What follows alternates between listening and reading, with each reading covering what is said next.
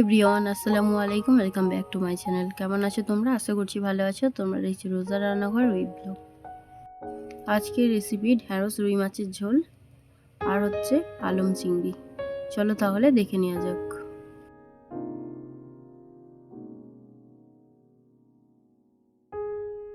প্রথমে দেখে নেওয়া যাক আজকে বাজার থেকে কি কি মাছ আনা হয়েছে।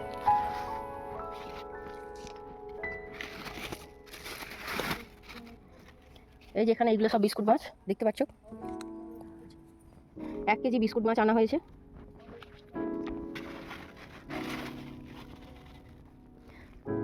চিংড়ি মাছ 250 গ্রাম।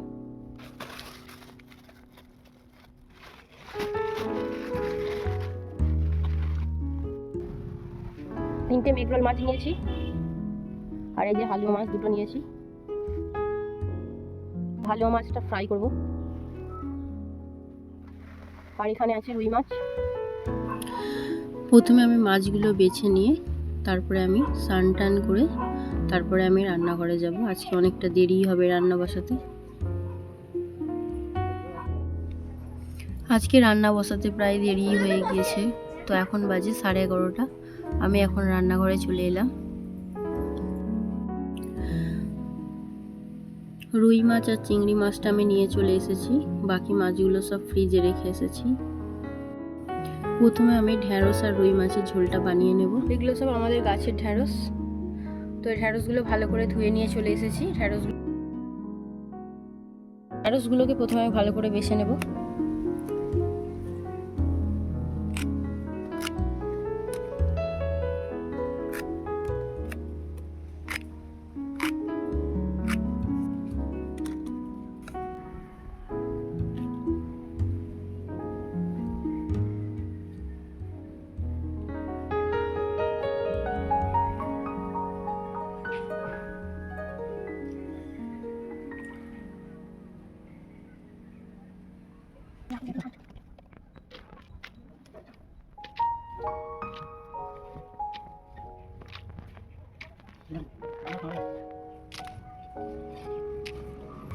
ঢ্যাঁড়সগুলো কাটা হয়ে গিয়েছে, এবারে আমি আলুগুলো ছিলে নেব। প্রথমে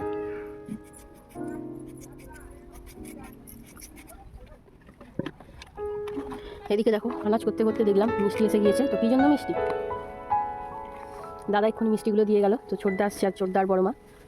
ছোটদার বড় মা হজ থেকে বাড়ি ফিরছে, তো সেই উপলক্ষে মিষ্টিটা খাচ্ছি।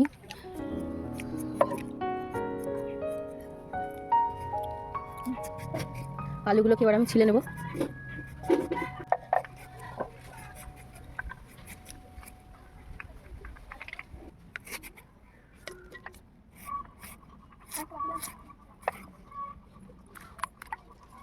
সব আলুগুলোকে আমি এবারে কেটে নেব।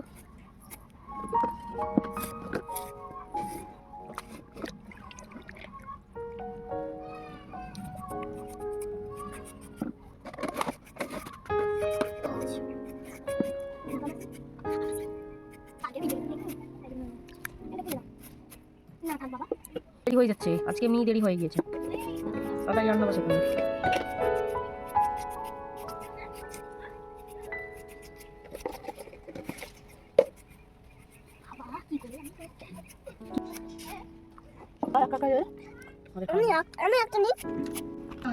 আলুগুলো সব আমার কাটা হয়ে গিয়েছে, এবার আমি পেঁয়াজ কেটে নেব। এখানে একটা বড় সাইজের আমি পেঁয়াজ নিয়ে নিয়েছি।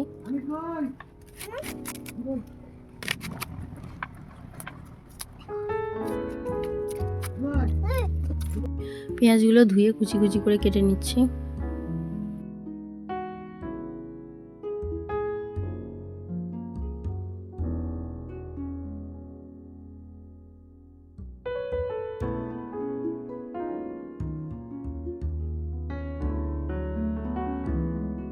পেঁয়াজগুলো আমার সব কাটা হয়ে গিয়েছে। মাছগুলো আমি নুন হলুদ মাখিয়ে নেব। প্রথমে দিয়ে দিলাম নুন,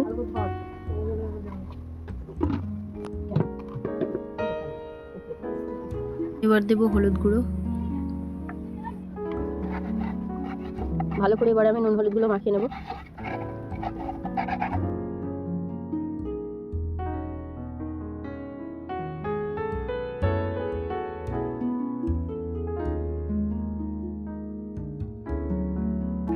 মাছগুলো আমি ভালো করে নুন হলুদ মাখিয়ে নিয়েছি, এবারে উনুনটা জ্বালিয়ে নেব।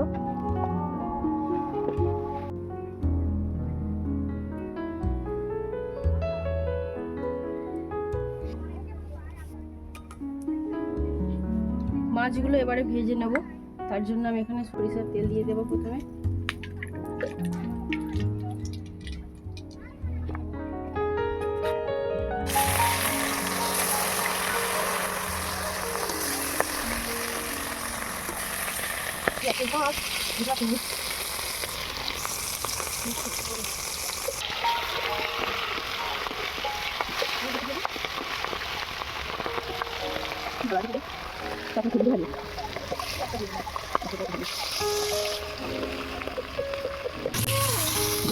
মাছ ভাজা হয়ে গিয়েছে, এবার আমি তুলে নেব।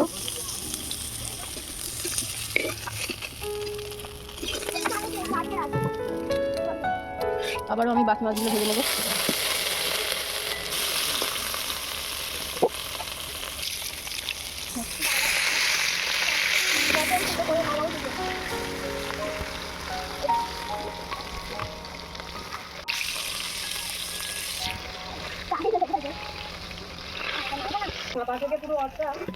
মাছগুলো সব আমার ভাজা হয়ে গেছে, এবার আমি তুলে নেব।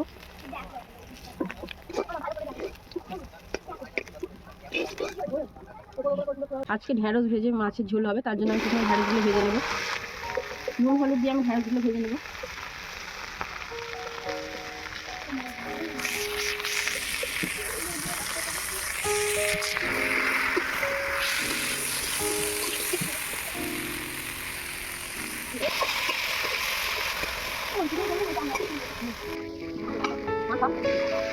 ঢেঁড়সগুলো আমার ভাজা হয়ে গিয়েছে, এবার আমি তুলে নেব।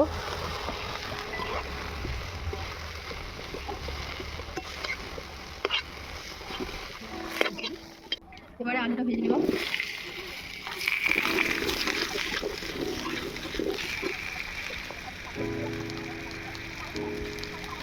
হলুদ গুঁড়ো, নুন, এবারে আলুটাকে ভালো করে ভেজে নেব।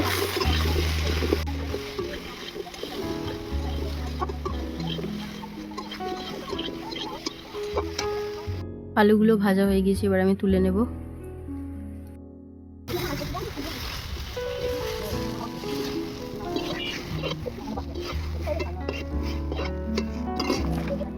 এবারে মাছের ঝোলটা বসিয়ে দেবো। এবারে দিয়ে দেবো পেঁয়াজ কুচি।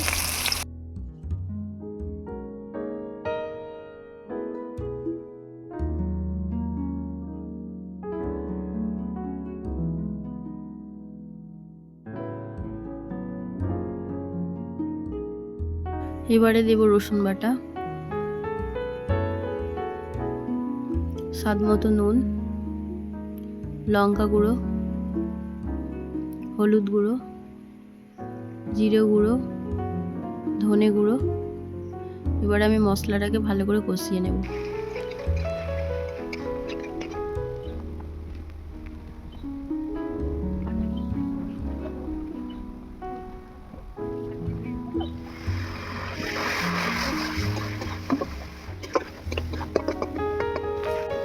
মশলা থেকে তেল ছেড়ে দিয়েছে, এবার আমি ভেজে রাখা আলুগুলো দিয়ে দেবো।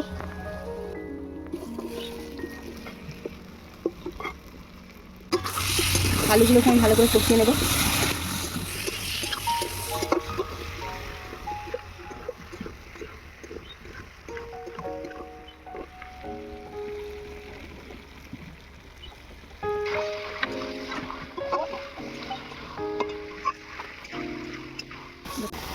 আলু আমার ভালো করে কষানো হয়ে গিয়েছে, এবার আমি পরিমাণ মতো জল দিয়ে দেবো।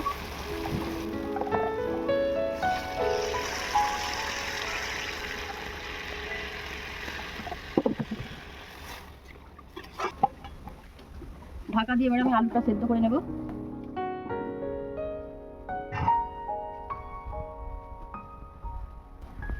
আলুটা সেদ্ধ হয়ে গিয়েছে, এবার আমি ভেজে রাখা ঢেঁড়সগুলো দিয়ে দেবো। ঢেঁড়স আর মাছগুলো দিয়ে দেবো।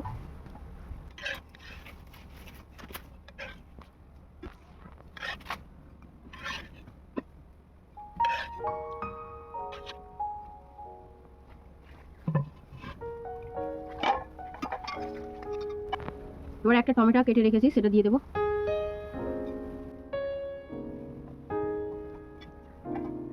ঢ্যাঁড়স আর মাছ আমি দিয়ে দিয়েছি। এবার আমি 5 মিনিট ফুটিয়ে নেব, নিলেই আমার তরকারি রেডি হয়ে যাবে। তরকারি আমার রেডি হয়ে গিয়েছে, এবার আমি নামিয়ে নেব।